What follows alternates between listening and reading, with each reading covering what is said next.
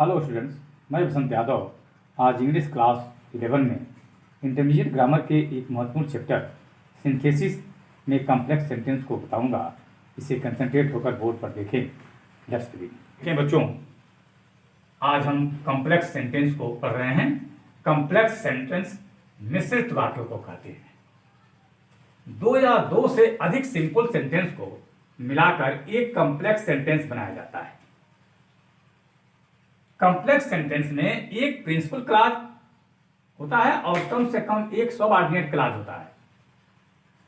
Principal clause प्रधान उपवाक्य sentence में पूर्ण रूप से स्वतंत्र व समर्थ होता है, सक्षम होता है और यह बिना कंजंक्शन का प्रारंभ होता है, जबकि सबऑर्डिनेट क्लॉज प्रिंसिपल क्लॉज पर आश्रित होता है, निर्भर होता है तथा यह सबऑर्डिनेट कंजंक्शन से प्रारंभ होता है।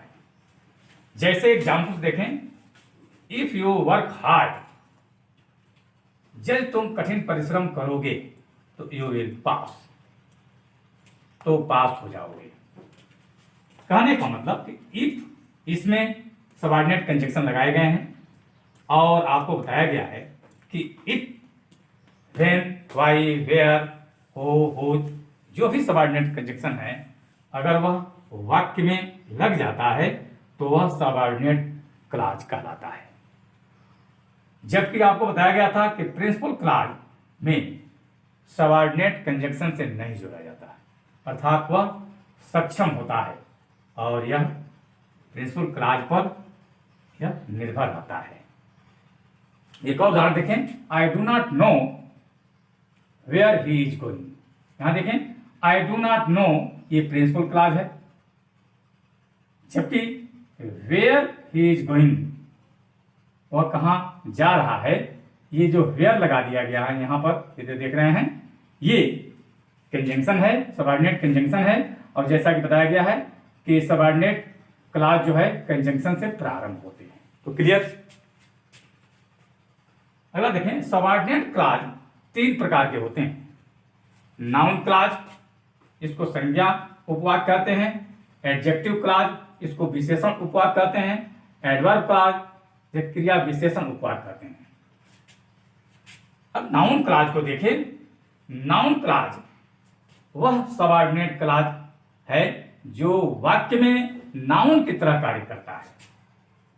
नाउन क्लॉज का प्रारंभ सबऑर्डिनेट कंजंक्शन से होता है, जैसा कि आपको अभी ऊपर बताया जा चुका है। इसमें जो निम्न है, यानी ये जो सबऑर्डिनेट कंजंक्शन है उसको देखें। ये दैट मीन्स होता है कि, वेयर कि कहां, हु कि कौन, व्हेन कि कब, व्हाट कि क्या। इस व्हाट का मतलब जो कुछ भी होता है। होम कि किसको, व्हाई कि क्यों। इफ या वेदर का अर्थ होता है कि या क्या। हुज कि किसका, हाउ कि कैसा, विच कि कौन सा, हाउ मच कि कितना, हाउ मेनी कि कितने। ये सब जो है सबऑर्डिनेट कंजंक्शन है।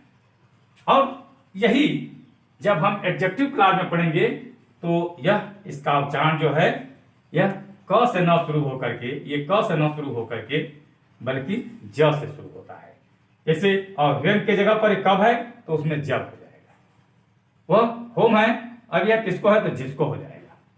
व्हाई है, यहाँ क्यों है कि है तो क्यों हो जाएगा। यानी इफ है, यानी इस तरह से जो भी है आप ये दैट जो भी है, दैट, वेयर इत्यादि जो भी जो कंजंक्शन आप देख रहे हैं, बीच वगैरह जो भी, ये सब ज से प्रारंभ होंगे। तो ये क्लियर हो गया। हाँ बच्चों, अब हम उदाहरण के माध्यम से नाउन क्लॉज यानी संज्ञा उपवाक्य को समझते हैं। इसको समझें। He is a thief, it is known to all. वह एक चोर है, यह सबको मालूम है, अर्थात सभी लोग जानते हैं। इसको हम कैसे नाउन क्लॉज में बदलते हैं देखें इसको।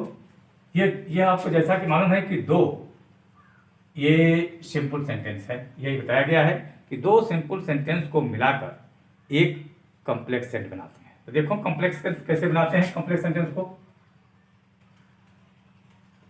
कॉम्प्लेक्स सेंटेंस को कैसे बनाते हैं, यहाँ देखें, ये कॉम्प्लेक्स सेंटेंस यहां बन रहा है, देखें, that he is a thief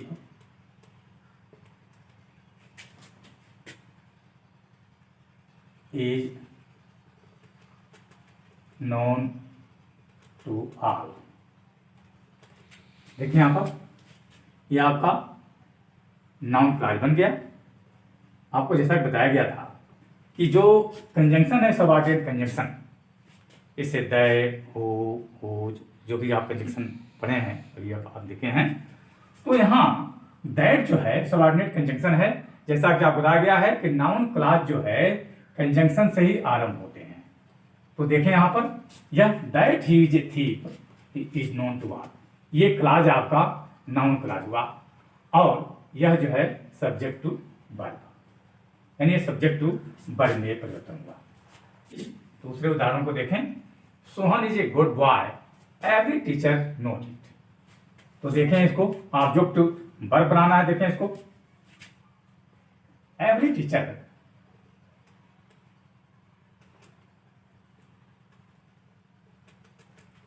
teacher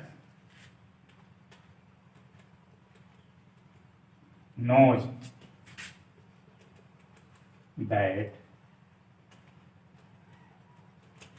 Sohan is a good boy। ये बन गया। आपको देखें यह क्लॉज जो हुआ ऑब्जेक्ट टू वर्ब हुआ। एवरी टीचर्स नोज दैट, देखें यहां पर ये कंजक्शन ये शुरू हो रहा है यहां से, यही आपका ये नाउन क्लॉज है। यानी इसके पहले देखें, इसके पहले ये नोज शब्द आया हुआ है, यानी जो दैट कंजक्शन है वह कंजक्शन जो आपका नाउन क्लॉज कहलाता है। यानी यह ऑब्जेक्ट का कार्य कर रहा है। यहाँ पर ऑब्जेक्ट टू वर्ब बना हुआ है। यहाँ पर देखें इसको, दैट के पहले नोज आया हुआ है, तो ये ऑब्जेक्ट टू वर्ब बनाते हैं। ये तीसरे आप एग्जाम्पल को, आई से समथिंग पे अटेंशन टू इट, इसको हम नाउन क्लॉज कैसे बनाते हैं। देखें इसको, ऑब्जेक्ट टू ए प्रीपोजिशन में इसको कैसे बनाते हैं। देखें,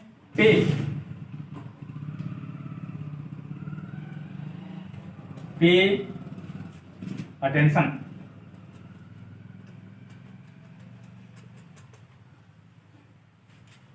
टू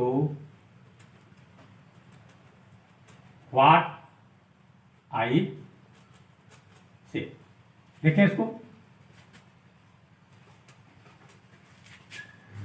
ये बन गया आपका ये noun clause. Pay attention to what I say, देखें यहां पर ये व्हाट आई से यही नाउन क्लॉज है। इसके पहले जो है प्रीपोजिशन आया हुआ है, यह इसलिए ऑब्जेक्ट टू ए प्रीपोजिशन हुआ। यहां पर ध्यान देंगे इसको, ये प्रीपोजिशन आया हुआ है। इसको देखें, पे अटेंशन व्हाट आई से, जो ये जैसा कि आप बता रहे कंजक्शन जब हम जोड़ देते हैं तो नाउन क्लॉज बन जाता है। तो ये भी आपको समझ में आ गया। अब इसको देखें, यहां हीज ए, ये कॉम्प्लीमेंट टू ए वर्ब है, इसको भी समझें कैसे।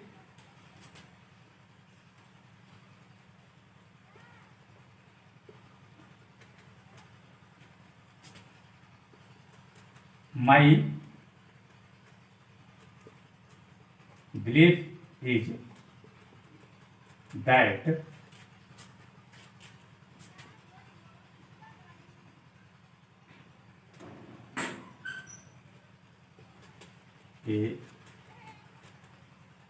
थी। यहां देखें इसको, ये आपका नाउन क्लॉज ना, my belief is that he is ए थी। यहां देखें, ये आपका कंप्लीमेंट टू ए वर्ब है। यहां पर ये वर्ब देख रहे हैं आपका, यही कंप्लीमेंट टू ए वर्ब है। ये कह रहा है कि my belief is that he is ए थी, मुझे विश्वास है कि वह चोर है। तो ये आपका ये नाउन क्लॉज बन रहा है। अब दूसरे माध्यम से भी देखिए बच्चों, नाउन क्लॉज को हम इस तरह से भी बनाते हैं, जब दो सिंपल सेंटेंस में से एक तो इंपरेटिव आदेशसूचक हो, इंट्रोगेटिव प्रश्नवाचक हो, असर्टिव सकारात्मक हो, निगेटिव नकारात्मक सेंटेंस होता है, तो कॉम्प्लेक्स सेंटेंस बनाते समय दूसरे इंट्रोगेटिव सेंटेंस को एसर्टिव में बदलते हुए पहले सेंटेंस में जोड़ देते हैं। करेक्ट।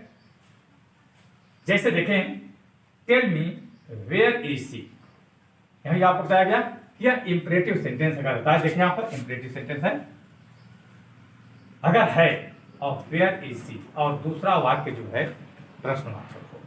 इसी तरह से इसमें देखें, he does not know who is she, inform him when is go, ये सब जो है अंतिम वाक्य जो है आपका दूसरा जो वाक्य है वह प्रश्न सूचक है, और पहला वाक्य चाहे जो भी हो, चाहे वो सकारात्मक हो, इंपरेटिव हो या निगेटिव हो, जो भी हो, लेकिन दूसरा जो वाक्य है प्रश्नवाचक, उसको हम असर्टिव में बदल देते हैं। देखें जैसे कैसे बदलते हैं।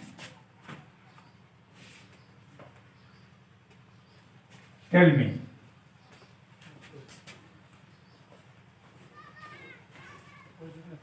वेयर सी इज, देखें ये आपका बन गया। यहां यही आपका क्या है, नाउन क्लॉज, यही नाउन क्लॉज आपका है। आप इस तरह से बनाते रहेंगे, जैसे जहां भी आपको ये शब्द, ये जो भी वाक्य ऐसे दिखाई दे, इंपरेटिव या इंट्रोगेटिव असर्टिव, अगर वाक्य पहले आया हुआ है और दूसरा वाक्य अगर प्रश्नवाचक है तो उसको हम सकारात्मक में बदल देते हैं। ये तो क्लियर हो गया। जैसे फिर से इसको देख लें कि टेल मी वेयर सी, यहाँ ये जैसा कि इंपरेटिव वर्ड और ये वेयर ऐसा कहा गया है कि उसको हम बदलते हुए, यानी ये सकारात्मक वाक्यों में बदलते हुए हम इसको इन वाक्यों के बीच में जोड़ देते हैं, यानी जो पहला वाक्य है उसके साथ हम इसको जोड़ देते हैं। यही आपका कंजक्शन है, सबऑर्डिनेट कंजक्शन। जैसा कि आपको पहले से बताया जा रहा है कि सबऑर्डिनेट कंजक्शन से ही जो है नाउन क्लॉज शुरू होता है। फिर से इसको भी देखें, it does not know who is she, यह भी जो है अंतिम वाक्य जो है यह भी प्रश्नवाचक है। देखिए इसको, तो इसको हम कैसे बदलते हैं, यहां पर देखें, ही डज नॉट नो, अब यदि आवश्यक है कि who is he, who is she, तो इसको हम यहां जोड़ेंगे कि ये हु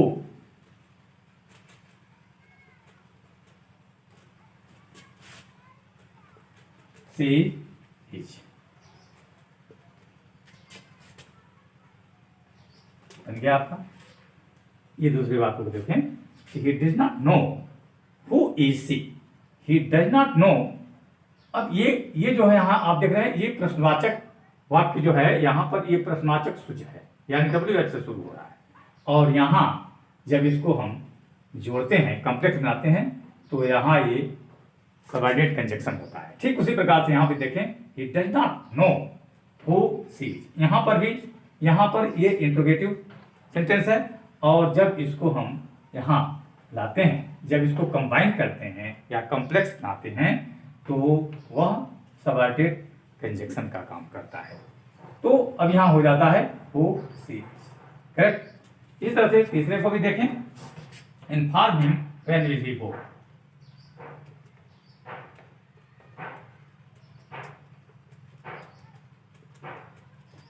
इन्फॉर्म हिम। अब देखिए यहां पर इसको भी हम बनाते हैं,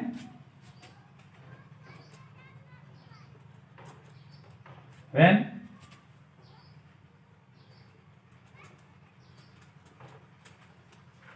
ही विल गो। अब देखें इसको, ये आपको जैसा कि बताया जा रहा है कि ये अंतिम जो प्रश्नवाचक वाक्य जो है यह सकारात्मक बदल जाएगा। देखें इसको, फिर से देखें इसको, inform him when will he go, उसे सूचित करो कि वह कब जाएगा।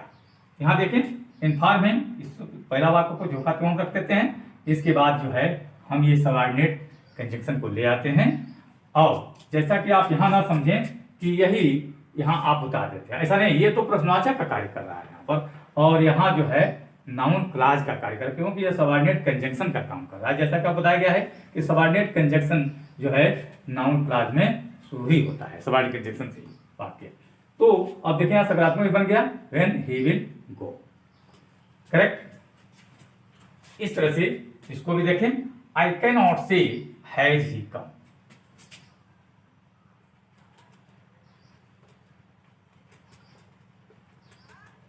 आई कैन नॉट से। अब यहां देखें इसको, ये WS वर्ड से शुरू नहीं हुआ है। WS मतलब आप देखें, WS यानी हो क्या से शुरू नहीं है।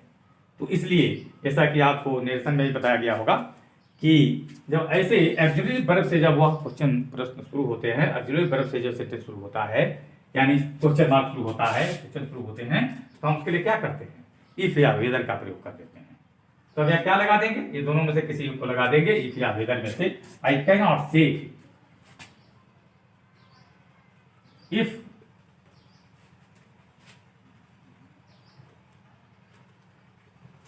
he has come। आपका बन गया, या वेदर he has come, ये आपका बन गया। अब ध्यान देंगे, जब ऑक्सिलरी वर्ब से ये प्रश्न शुरू हो रहे हैं तो इसके साथ हम सबऑर्डिनेट कंजंक्शन इफ या वेदर, यहां देखें यह भी लगा सकते हैं इसके साथ ऐसे करके, यानी इफ भी लगा सकते हैं, वेदर भी लगा सकते हैं। तो ये इफ या वेदर में से किसी एक को हम लगा देते हैं जब ये ऑक्सिलरी वर्ब से शुरू होता है। तब ऊपर WS से शुरू हुआ है, देखिए WS से भी शुरू हुआ है, WS से भी शुरू हो रहा है, तो हम उनके साथ जो है जो का प्रयोग उसमें ले आते हैं। लेकिन यहाँ जब ऑक्सिलरी वर्ब से क्वेश्चन शुरू हो रहे हैं तो हम इफ या वेदर में से किसी एक को लगाते हैं। यह आपका जो है यहां से इफ ही लगा लें। अब यही आपका नाउन क्लॉज है। तो आप तो समझ लिए होंगे, वो देखें, ये आपका जो है असर्टिव वाक्य है। अगर ऐसे वाक्य आ जाते हैं और वह कहता है आपको कि इसका नाउन क्लॉज बनाइए, तो हम क्या करेंगे, पहले इसको हम ढंग से पढ़ेंगे दोनों वाक्यों को। आई डू नॉट नो, मैं नहीं जानता, ही इज गोइंग। तो अब इसको हम सिचुएशन का पता करेंगे। ये अकॉर्डिंग टू सिचुएशन, ये सिचुएशन हम वाक्य को कैसे देखेंगे कि यह क्या कह रहा है। कह रहा है कि आई डू नॉट नो, मैं नहीं जानता कि ही इज गोइंग, तो वह जा रहा है। कहाँ जा रहा है, यही इसका जो है सिचुएशन है। तो यहाँ देखें, I do not know where is going. देखिए आपका बन गया, यह आपका जो है नाउन क्लॉज है। क्या हो गया, यही आपका नाउन क्लॉज है। तो ये तो आपको समझ में आ ही गया होगा। करेक्ट। नाउन क्लॉज और एडजेक्टिव क्लॉज में अंतर कैसे होता है, कभी कभी हम लोग कंफ्यूज हो जाते हैं, ये नाउन क्लॉज है या एडजेक्टिव क्लॉज है। तो देखें इसमें, यहां ध्यान दें, I want to know who has done this. यहां देखें, यह जो है ये आपका नाउन क्लॉज है, और यहां देखें ये आपका जो है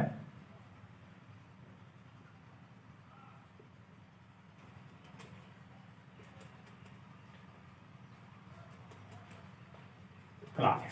यहां देख लें इसको, अंतर आपको इससे समझ में आ रहा है कि आई वांट टू नो, यहां देखें ये जो सबऑर्डिनेट कंजंक्शन है जो यहां देख रहे हैं, इसके पहले जो है यह नाउन नहीं आया हुआ है, जबकि एडजेक्टिव क्लॉज में जो है वह नाउन और प्रोनाउन की विशेषता बताता है। आप जानते हैं कि एडजेक्टिव क्लॉज जो है वो प्रिंसिपल क्लॉज में आए हुए नाउन व प्रोनाउन की विशेषता को बताता है। ये प्रिंसिपल क्लॉज है, देखें, दिस इज द स्कूल, ये प्रिंसिपल क्लॉज है और इसी की विशेषता को यह बताता है। तो ये यहाँ पर नाउन है और यहाँ नाउन नहीं है, इसलिए जो है ये नाउन क्लॉज है। जब इसके पहले, यानी यह सबऑर्डिनेट कंजंक्शन के पहले अगर नाउन आता है तो वह एडजेक्टिव क्लॉज हो जाएगा, और नहीं आता है तो वह नाउन क्लॉज। सिर्फ यही दोनों में अंतर है, यानी वह यहाँ नाउन से ये क्लास शुरू होते हैं और यह नाउन से क्लास नहीं शुरू होता, बस यही अंतर है। देखिए बच्चों, अब यह नाउन क्लास समाप्त हुआ। अब हम कुछ आपको एक्सरसाइज इसमें दे रहे हैं, इसे जो है हल करें और कमेंट बॉक्स में कमेंट करके मुझे बतावें, जरूर अवगत करावें। एक्सरसाइज देख रहे हैं, इसका जो हम कर रहे हैं कि combine each set of sentence into one complex sentence containing noun clause. और पहला है you are a thief, it is known to all. Second है God is omnipresent, every religion teachers.